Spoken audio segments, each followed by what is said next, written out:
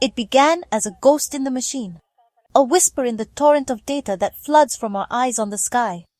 On a quiet night in late 2024, the Asteroid Terrestrial Impact Last Alert System, or ATLAS in Hawaii, did what it does every night. It scanned the heavens for things that move. Mostly it finds familiar neighbors, asteroids on predictable paths, but this time it flagged something different. A single faint point of light almost lost in the noise. It was so faint, so insignificant, that it could have easily been dismissed as an error, a cosmic ray striking a sensor, a glitch in the software. It was just one pixel, one anomaly among billions of data points. Yet algorithms are persistent. They are designed to notice the unusual. The system flagged the object again on the next pass, and then again. A human astronomer, reviewing the automated alerts, took a closer look. The object was moving, certainly, but it was its speed and direction that first raised an eyebrow. It wasn't moving like a local. It wasn't part of our solar system's familiar clockwork dance. This tiny speck of light was coming in from the deep, from the vast dark expanse between the stars. It was an interstellar visitor, only the third one we had ever confirmed, and it was heading our way. The initial designation was simple, 3I/Atlas. The 3I marked it as the third interstellar object ever detected. The Atlas honored the telescope that found it. In those first few hours, there was a quiet academic excitement. A new piece of the universe had wandered into our backyard. We could study it, learn from its composition, and perhaps unlock secrets about the star system it came from. A place we could only dream of seeing. We thought we knew what to expect. We would measure its light, analyze its trajectory, and add its story to our growing catalogue of the cosmos. We were wrong. This visitor was not like the others. This faint whisper from the void was about to become a roar. The object was still incredibly far away, out beyond the orbit of Neptune, but its trajectory was clear. It was on a path that would bring it deep into the heart of our solar system. The initial calculations were checked and rechecked. There was no mistake. And as it drew closer, it began to brighten. It brightened far more than a simple inert rock should. Something was happening to 3I/Atlas. Something that would soon capture the attention of every observatory on the planet and force us to confront a profound and unsettling possibility. The quiet excitement was about to transform into a global sense of awe and a little bit of fear. Every object in space follows a set of rules. The rules of gravity, written by Newton and refined by Einstein, are universal. They govern the waltz of planets, the spin of galaxies, and the path of a stone thrown in the air. We expected 3I/Atlas to obey these laws. It should have followed a predictable curve, a graceful hyperbola dictated by the sun's immense gravitational pull. But it didn't. From the very beginning, its behavior was unruly. It was moving too fast, far faster than any object should be after its long journey through interstellar space. It was as if it had been fired from a cannon rather than just drifting between the stars. Its trajectory was another puzzle.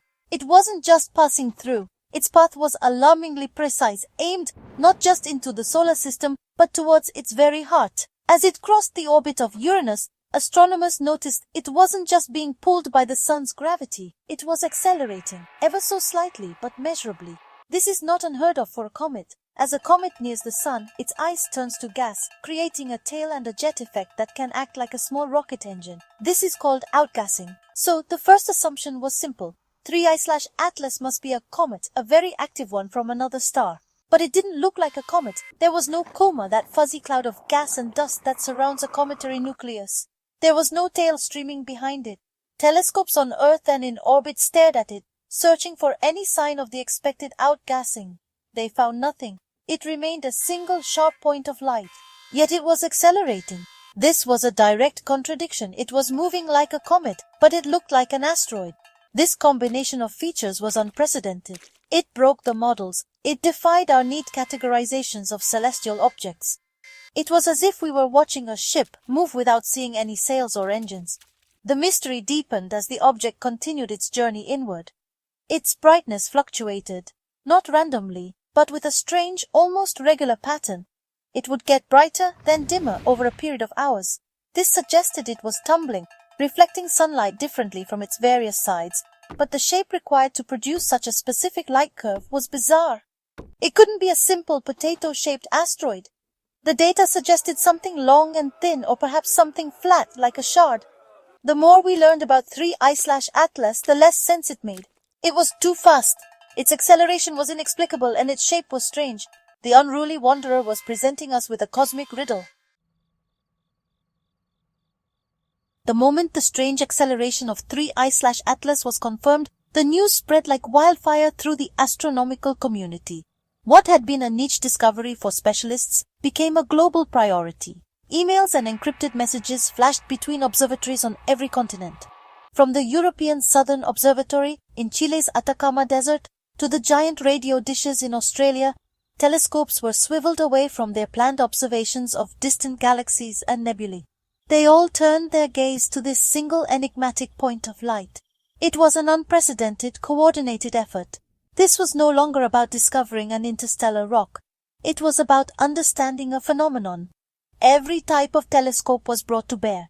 Optical telescopes measured its color and brightness, searching for clues about its surface material. Spectrographs broke its reflected light into a rainbow, looking for the chemical fingerprints of rock, ice, or metal. Radio telescopes listened intently, straining to hear any emissions, natural or otherwise, that might emanate from the object. This global collaboration was science at its finest. Competitive institutions set aside their rivalries, sharing data openly and in real time. Young graduate students and seasoned Nobel laureates worked side by side, united by a single burning question. What is it? The public too became part of the watch. News agencies began reporting on the mysterious interstellar visitor. Amateur astronomers with backyard telescopes tried to catch a glimpse, sharing their fuzzy images on social media. The story captured the human imagination. Everyone could look up at the night sky and know that something strange and unknown was moving through it. NASA and the European Space Agency, or ESA, held joint press conferences, carefully explaining the data while trying not to overstate the more sensational possibilities. They stressed the importance of the scientific method, observe, hypothesize, test. But behind the calm public face, the urgency was palpable. This period in early 2025 was a remarkable time. It felt as if the entire planet was holding its breath. Every new data release was scrutinized by thousands of scientists and enthusiasts around the world. Every small change in the object's path or brightness fueled a new wave of theories and debates. Was it a new type of celestial body we had never imagined? A fragment of some exotic stellar explosion? Or something else entirely? The Global Watch was more than just a scientific endeavor. It was a shared human experience, a moment when we all looked up and wondered together about our place in the cosmos.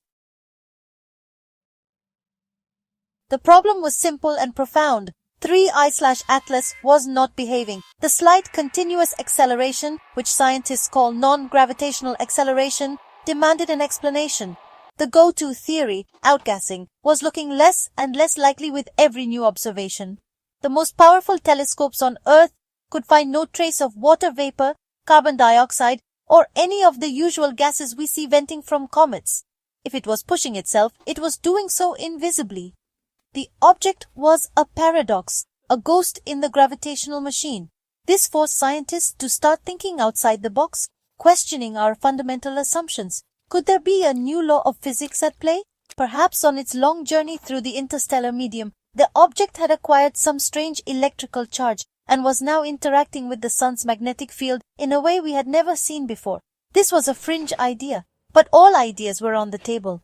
Others proposed even more exotic theories. Could the object be made of something incredibly lightweight, with a huge surface area, something so light that the gentle pressure of sunlight itself, the solar radiation pressure, was enough to push it and cause the observed acceleration? A solar sail, in effect. This solar sail hypothesis was electrifying. For a natural object to have such characteristics, to be incredibly thin, strong and large, was statistically almost impossible. Nature doesn't typically produce vast, ultra-thin sheets of rock or metal. It prefers clumps and spheres.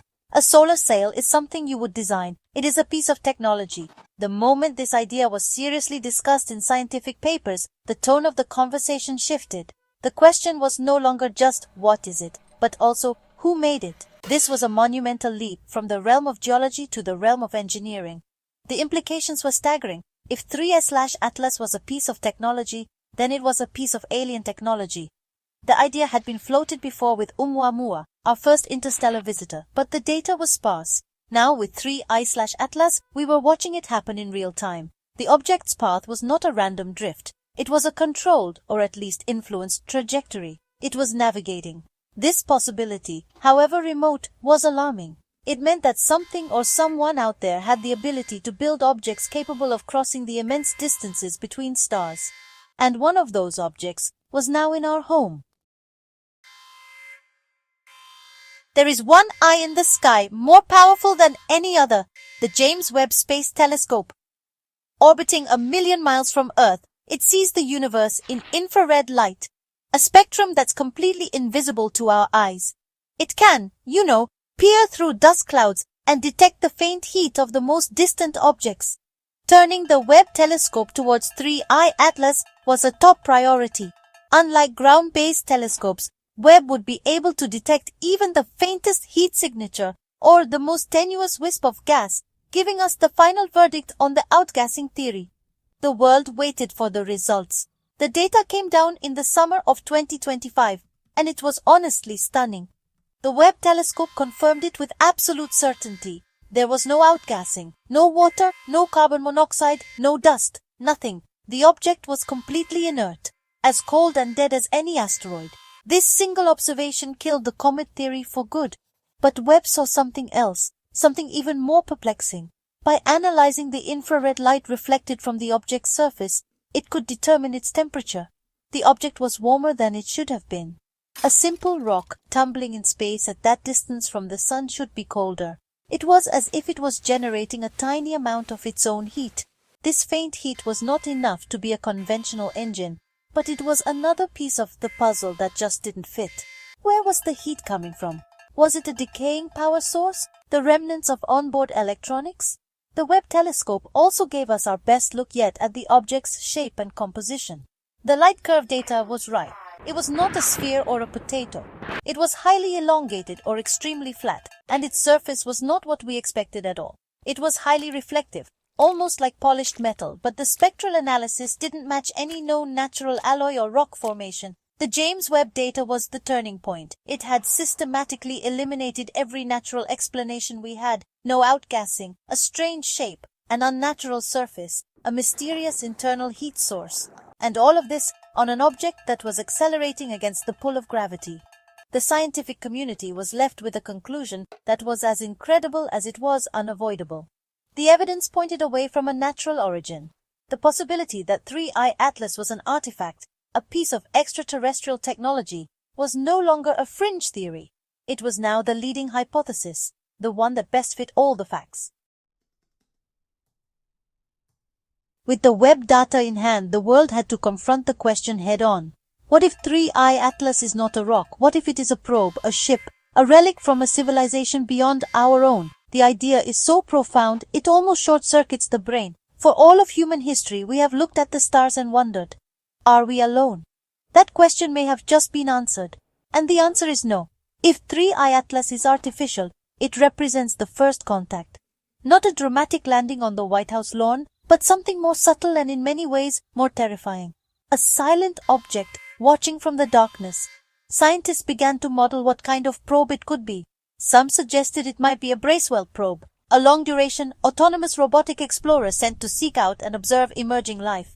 Its mission wouldn't be to communicate, but simply to gather data and report back to its homeworld. This would explain its silence. It's not here to talk to us. It's here to study us. Its trajectory, which will take it relatively close to the Earth-Moon system, suddenly seems less like a coincidence and more like a deliberate flyby. It is taking a look. Other theories were darker. Could it be derelict?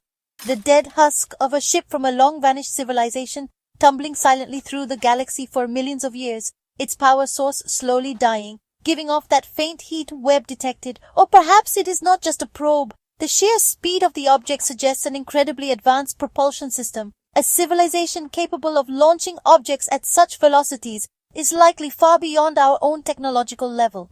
Is it a scout? A forerunner for something else? The silence of the object is perhaps the most unnerving part.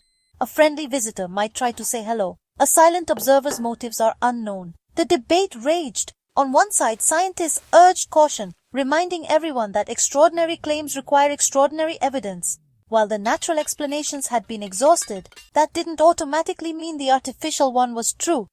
There could still be some unknown natural phenomenon we haven't discovered yet. On the other side, another group of scientists argued that sticking to purely natural explanations in the face of so much contradictory evidence was a failure of imagination.